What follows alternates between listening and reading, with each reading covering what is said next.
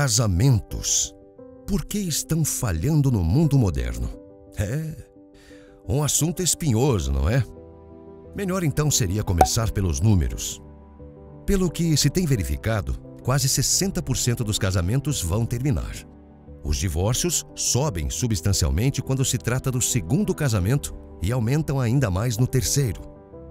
80% dos casamentos serão rompidos por iniciativa das mulheres e a conta aumenta para 90% quando a mulher possui curso superior. Porém, o número mais relevante no que tange às uniões oficiais talvez seja o fato de que os estudos pertinentes ao assunto indiquem que apenas entre 5 a 10% dos casamentos seriam realmente funcionais. Ou seja, seriam uniões onde os parceiros aduzem viverem felizes nesse tipo de relação. É evidente que, face a tais números, os casamentos e filhos têm diminuído e os divórcios aumentado assustadoramente. Esses são os fatos. Mas qual é o porquê? Não vou entrar aqui em discussões acerca de leis sem isonomia, sobre a insegurança jurídica que os tribunais modernos trazem para o homem na questão da separação, o tsunami de denúncias falsas que acomete as delegacias e tribunais, ou pontos como hipergamia e movimentos como MGTOW, Red Pill e afins.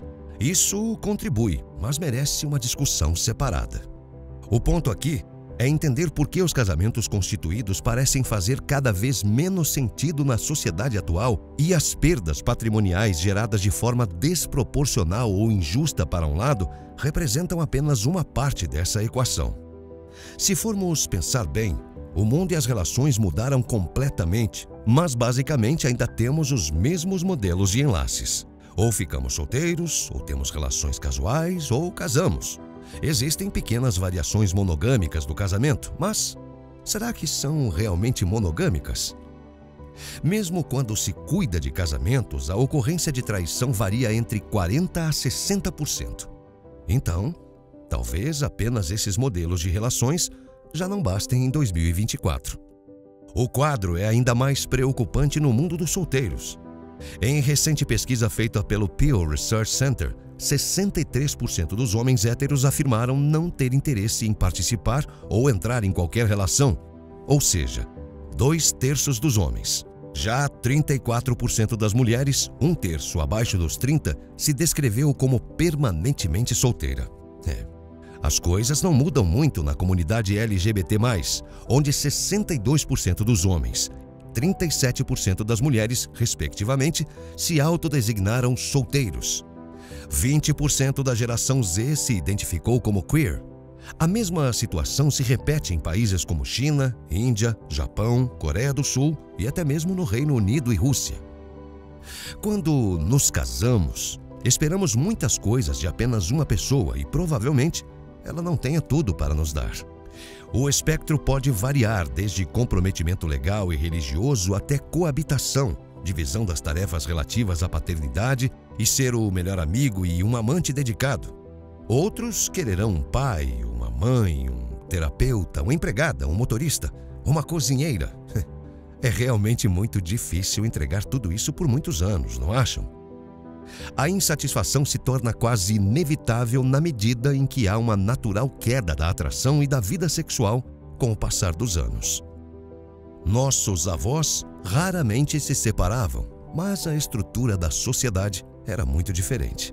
Haviam os votos e eles eram cumpridos, não importa o que ocorresse. O casamento atualmente parece ser uma coisa diferente e os números mostram que realmente é.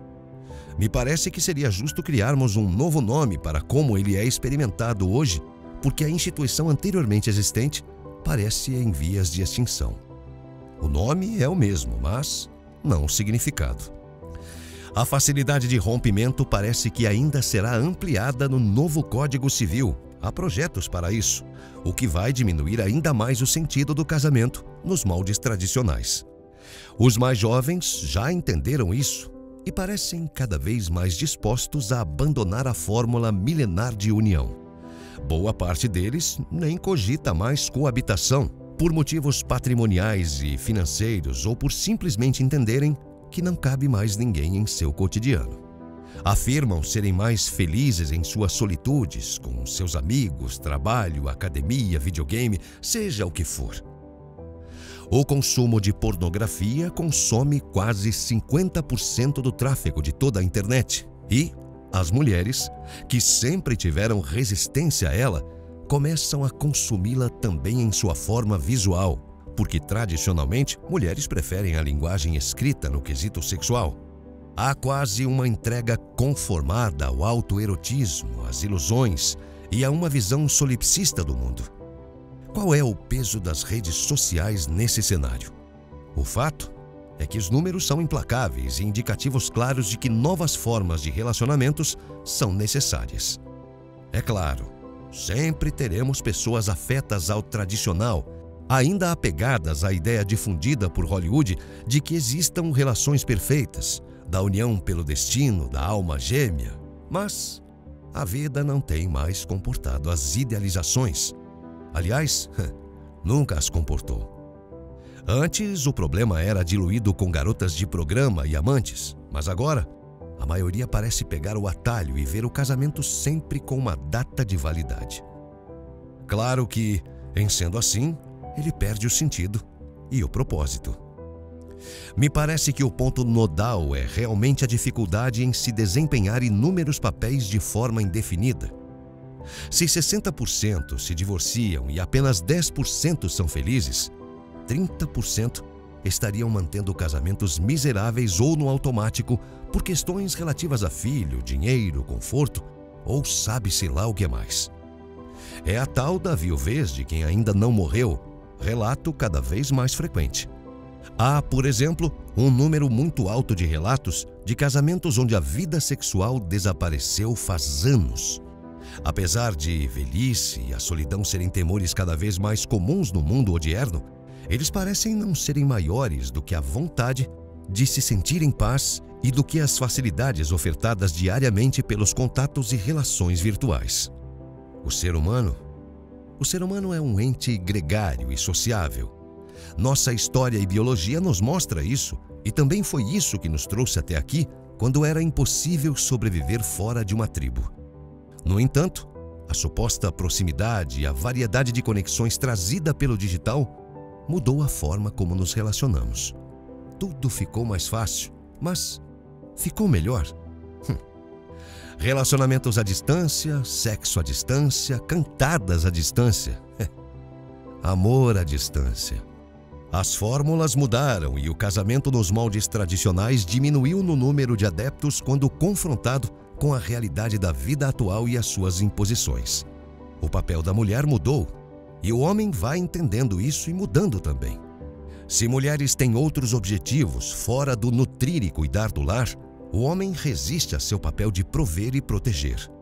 As incompatibilidades apareceram e os desejos não são tão complementares. Então, qual seria o futuro do casamento? A menos que leis sejam alteradas e haja um retorno brusco ao tradicionalismo, o que não parece que vai ocorrer, a tendência é que o casamento como conhecíamos morra de inanição. As pessoas parecem cansadas de antigas fórmulas, não confiam mais nelas para regerem suas vidas. A ideia de relações uníssonas, simbióticas, dependentes, causam muito mais temor do que atração. A sociedade ainda padece com mudanças tão rápidas nas relações de afeto, mas apenas ela poderá decidir que caminho vai tomar. Sem filhos, sem fecundações, teremos o colapso em algumas décadas dos sistemas assistenciais e de aposentadoria, como já ocorre na Coreia do Sul e também no Japão. Como será o rosto da nova família moderna com a depreciação do modelo nuclear que nos acompanhou durante séculos? Tais perguntas causam muita preocupação. Mas o fato é que ninguém parece querer abdicar de nada, e o mundo se entrega frequentemente ao superficial e às relações fluídas. Todos queremos amar e sermos amados indeterminadamente, se é que isso é possível. Tal desejo não vai mudar, mas sempre há um preço por isso.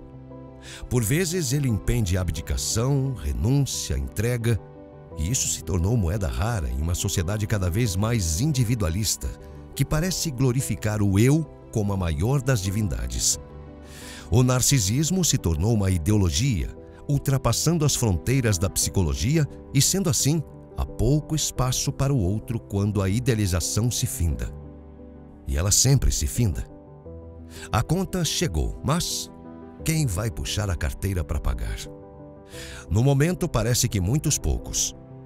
O fato é que mulheres se tornam cada vez mais misândricas e homens cada vez mais misóginos em uma guerra asinina que leva apenas à exclusão, à infelicidade, à desconfiança, à solidão e ao desamor. Os números, os relatos, os consultórios parecem traduzir uma imagem que o navio está no mar, mas não há ninguém ao leme. Talvez isso seja preocupante, porém, por outro lado, pode ser sinal de que uma nova terra precise ser descoberta. E, eventualmente, será. Se encontraremos frutas e terreno fértil é uma outra discussão. É preciso tempo. Mas, como civilização, ainda temos esse tempo?